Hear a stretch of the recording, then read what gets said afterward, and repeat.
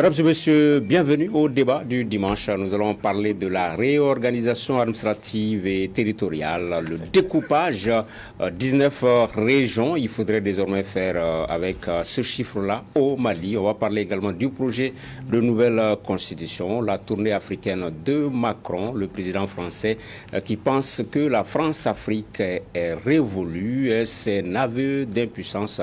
La question que nous poserons à nos invités, Maître Cheikh Omar Konaré, Maître, bonsoir. Bonsoir. Professeur Kissima Gakou, universitaire, bonsoir, professeur. Bonsoir. Nabi Diakité du journal L'Élite. Bonsoir, Nabi, ça faisait 2 jours. Oui, bonsoir, voilà. Ça faisait 2 jours exactement. Ok, et Moribo Mao Makalou, économiste. Bonsoir, Makalou. Bonsoir, c'est cool. Voilà, 19 régions au lieu de 8. C'est la nouvelle cartographie du Mali proposée par le gouvernement et votée donc par le Conseil national de transition. Le CNT qui a voté 6 projets de loi relative à la réorganisation territoriale et administrative. Il faudrait donc faire face avec ces circonscriptions territoriales. Un projet qui ne passe pas, comme ici, sur ces images. Ça fait grand bruit dans des localités comme Maou, Aoussa Foulane ou ici à Saï dans le cercle de Massina. Sortis en nombre, les populations de Matoumou et Saï demandent une relecture du projet. Nous écoutons justement un des porte-parole de la manifestation. Matoumou commune ni Saï commune de Fadra Nyogongabi. Kwamina anga nusoko yaira. Saï ni selkili kungaka. Mais selkili amasegake kumi ngana ambika anga nusoko goya jira o kundeka.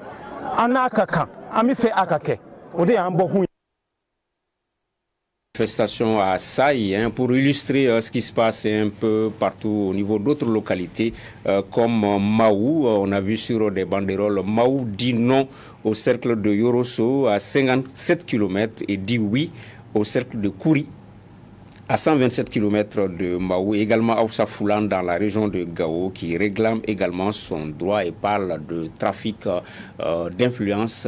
Nabi Diakité, c'est vrai que ce sont des cas qui se passent ça et là, mais de façon générale, qu'est-ce que vous pensez de ce découpage administratif et territorial?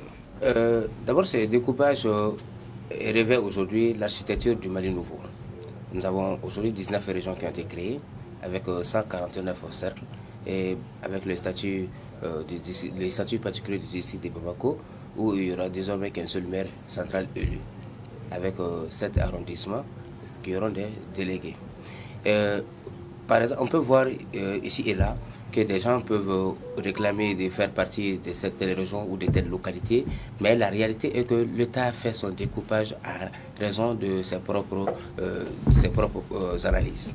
Donc, se réclamer de là ou là, c'est à l'État de voir quels sont les moyens disponibles, quelles sont les possibilités et les opportunités des régions et quand ils sont ici et là. Donc, la population a beau quand même réclamer qu'une ville soit érigée en cercle, mais ce n'est quand même pas aussi facile que ça.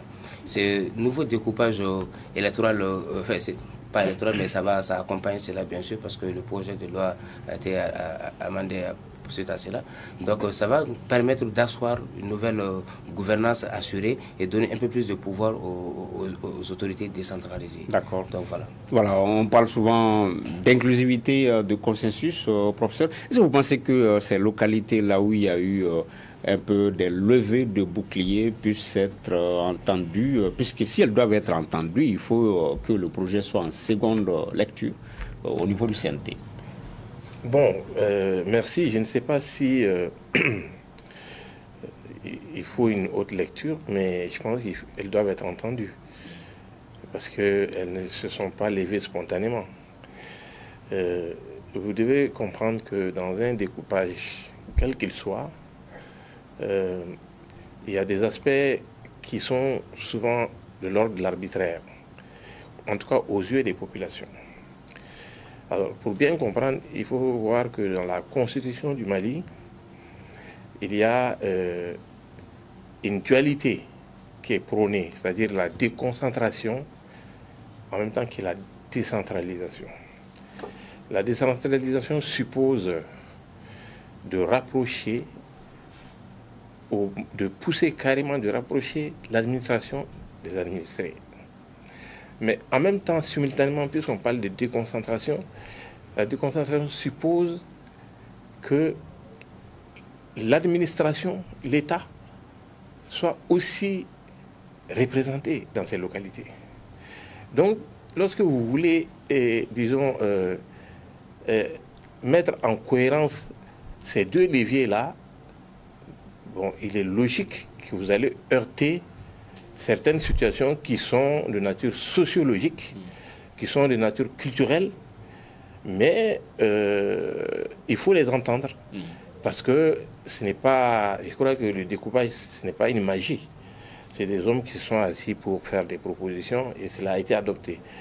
Et donc, il ne faut pas fermer la porte, il faut écouter les gens et voir dans quelle mesure, parce qu'ils savent bien où se trouve leur intérêt. Aujourd'hui, le Mali est dans l'option de la décentralisation. La décentralisation suppose la libre administration par les populations de leurs propres affaires. Si la finalité est telle et cela, eh bien, en fait, ces manifestations sont justifiées, elles sont fondées. D'accord. Madou Makalou, on sait que le projet n'est pas nouveau. Sous ATT, il y avait eu une tentative. Mais est-ce que vous pensez que l'esprit, l'objectif reste le même, autant en 2012 qu'à travers le vote du CNT du même projet? Est-ce que ça reste toujours la même chose? Oui, et ça reste dans la droite ligne de ce que le président Konaré a fait en termes de décentralisation et de déconcentration aussi. Vous savez, dans le projet de constitution qui a été remis au président de la transition la semaine dernière, on parle beaucoup de circonscriptions administratives et de collectivités territoriales. Donc c'est une réalité même dans ce nouveau projet de constitution. Mais moi j'ai des inquiétudes parce que vous savez, nous avons un vaste pays, mais nous sommes un vieux pays. Nous sommes un vieux pays et la circonscription de Fourou que je connais un peu pour avoir travaillé à Siama pendant quelques années, il y a quelques difficultés là-bas par rapport au découpage administratif. Parce que vous savez, certaines localités où elles sont devenues plus grandes, des grandes agglomérations, ne veulent pas être rattachées à d'autres pour des raisons sociologiques ou autres. Mais il faut vraiment beaucoup de doigté politique, mais aussi au niveau social. C'est-à-dire ces écoutes auraient dû avoir lieu avant le découpage, parce que ça ne va pas aller sans anicroche, mais vous savez aussi que nous sommes au niveau des réformes politiques, institutionnelles et administratives, et que le changement ne peut pas convenir à tout le monde. À un moment donné, l'État doit trancher, parce que c'est la puissance publique, mais si nous voulons aller vers la déconcentration, si nous voulons rapprocher davantage l'administration des administrés, il va falloir plus d'écoute de la part du gouvernement et que ce soit vraiment que ça aille du bas vers le haut, vers le sommet, plutôt que l'inverse. Et je pense qu'il faut quand même être à l'écoute des populations encore pour voir ce qui peut être sauvé encore. Évidemment, on n'aura pas l'unanimité sur tout, mais je pense qu'il va falloir quand même ouvrir le dialogue et voir ce qui peut être sauvé encore. D'accord, être à l'écoute des populations et voir ce qui peut être sauvé. Maître Konaré, c'est ce que pense Modibo Makalou. Vous, qu'est-ce que vous en pensez? Bonsoir à tous. Je me réjouis que ce découpage se fasse dans un contexte de décentralisation et non pas de régionalisation ou de fédéralisme, comme l'auraient souhaité les rebelles de la SEMA.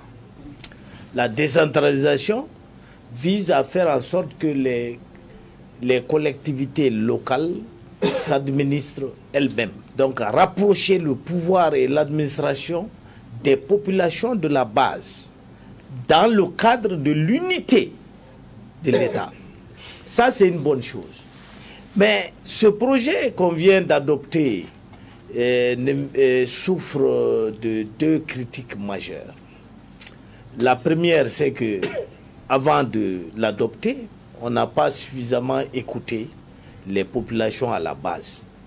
On s'est assis dans des bureaux de l'administration pour découper le territoire donc selon le bon gré des administrateurs et des grands chefs de Bamako, en ignorant que tel village ne veut surtout pas se voir supplanté administrativement par tel autre, en ignorant les rivalités locales, en ignorant, n'est-ce pas, la culture politique des différentes localités.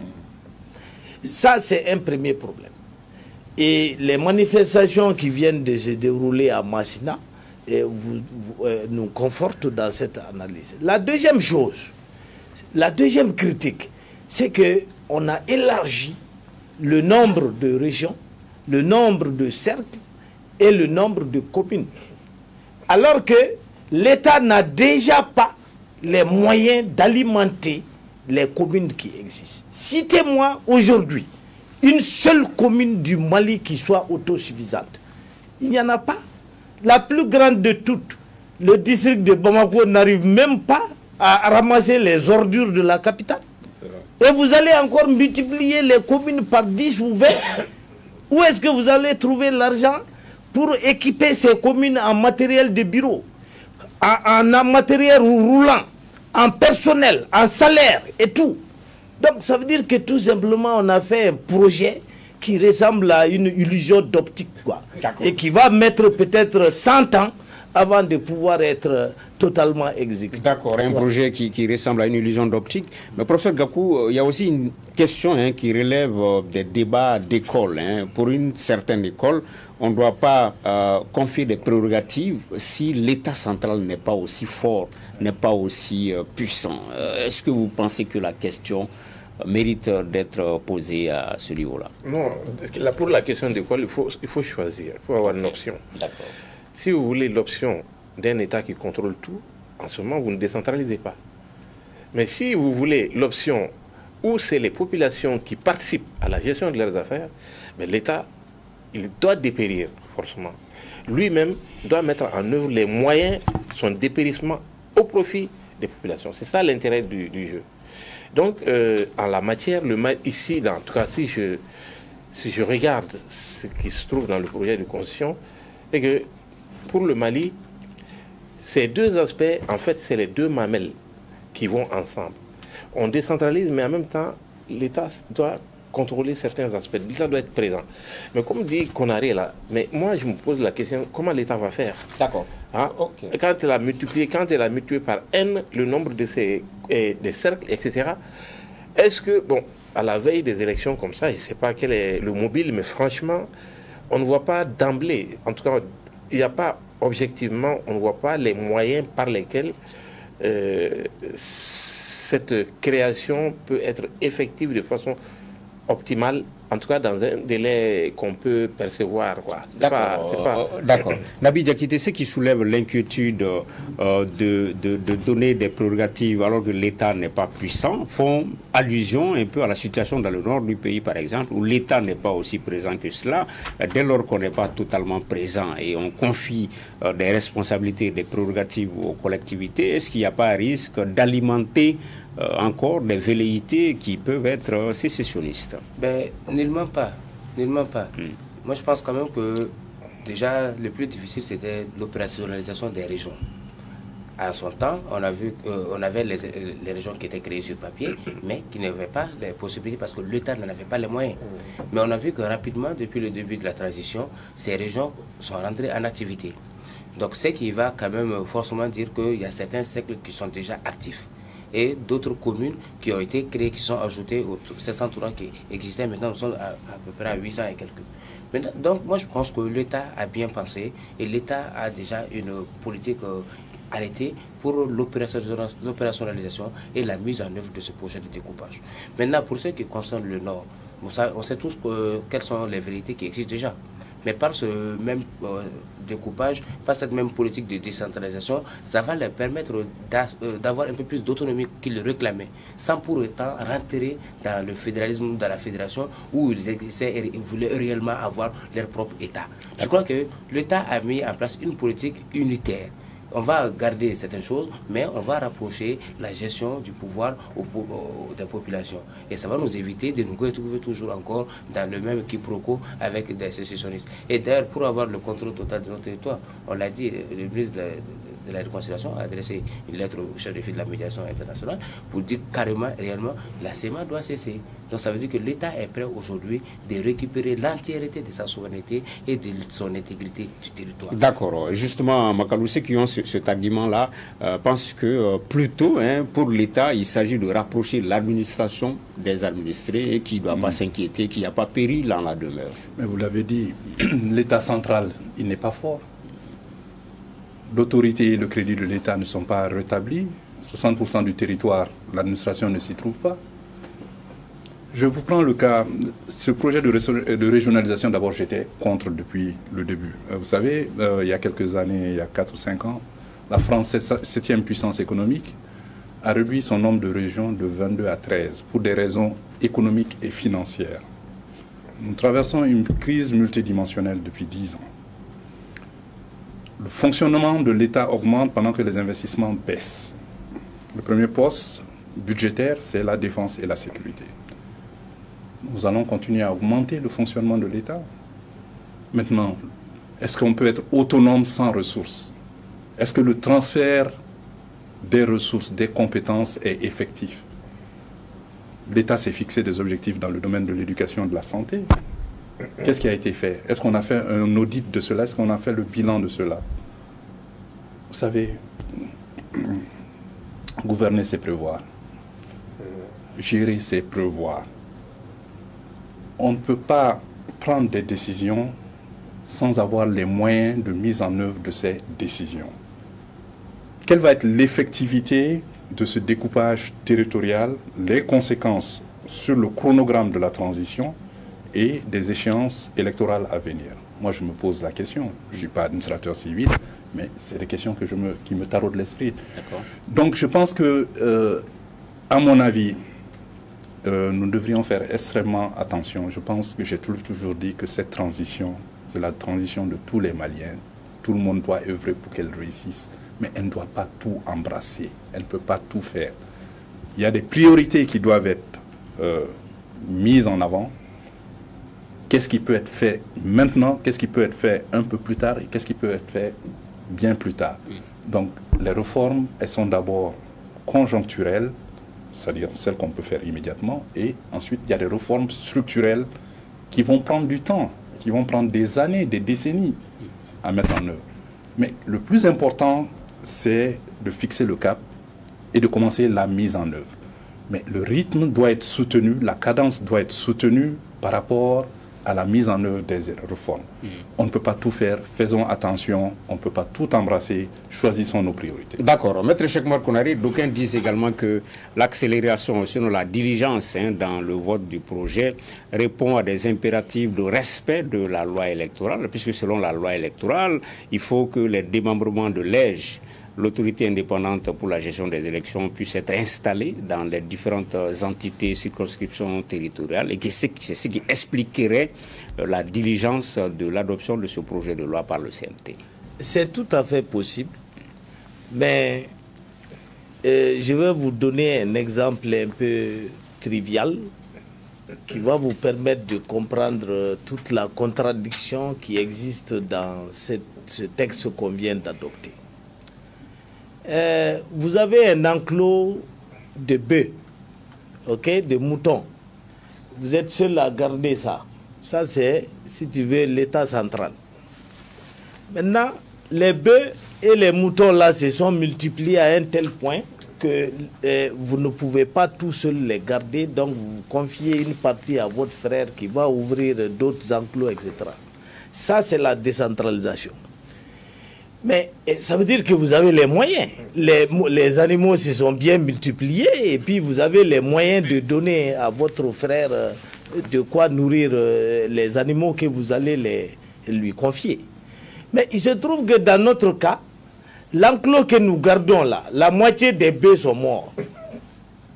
Et au lieu de nous occuper du reliquat tout seul, non. Nous sortons et nous divisons et puis nous les jetons dans la nature. Nous n'avons même pas assez de frères pour les garder, puisque 60% du territoire nous échappe. Donc on est en train, sur le papier, de créer des communes dont l'État est absent. Le nord, l'État est où? Le gouverneur de Taoudeni, là, il s'occupe honnêtement de quoi? Si ce n'est pas aller visiter le bagne de Taoudeni et revenir dans son bureau. C'est tout. Le gouverneur de Kidal, il s'occupe de quoi? De rien. Alors, donc, on est en train de créer des communes sur le papier qui ne peuvent pas fonctionner faute d'argent, faute de moyens matériels, faute de personnel et faute même de sécurité.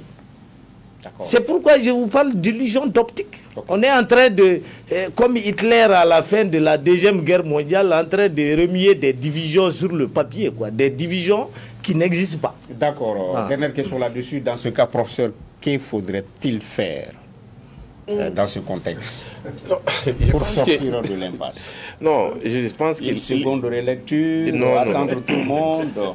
Non, je pense que l'État n'a pas le choix, il doit avancer, quoi. Il faut d'abord poser ça, c'est comme ça. Maintenant, il faut apporter les correctifs au fur et à mesure qu'on se rend compte que ça ne va pas. Hein? On ne va pas tout recommencer parce que c'est quand même un travail qui a été collectivement examiné et qui est passé devant le Conseil national de transition. Mais lorsqu'il y a des réactions comme ça, il faut aussi les entendre et puis les prendre en compte dans l'intérêt bien compris des populations. Voilà. Maintenant, quant aux enclos de Konaré, là, je pense que ce n'est pas tout à fait la même situation qu'avec le découpage administratif. Mais bon, c'est une illustration des situations paradoxales. D'accord. Ok. En tout cas, hein, j'ai un message, même si qui me dit que c'est la loi du 23 janvier 2012, en son article 6, qui a été violée, qui dit que toute l'entité administrative créée gardera le nom de son chef-lieu. Aoussa Foulan est l'entité qui a perdu le privilège de la loi. Voilà, ce sont des réactions sur Facebook. On va toujours rester autour de l'actualité institutionnelle pour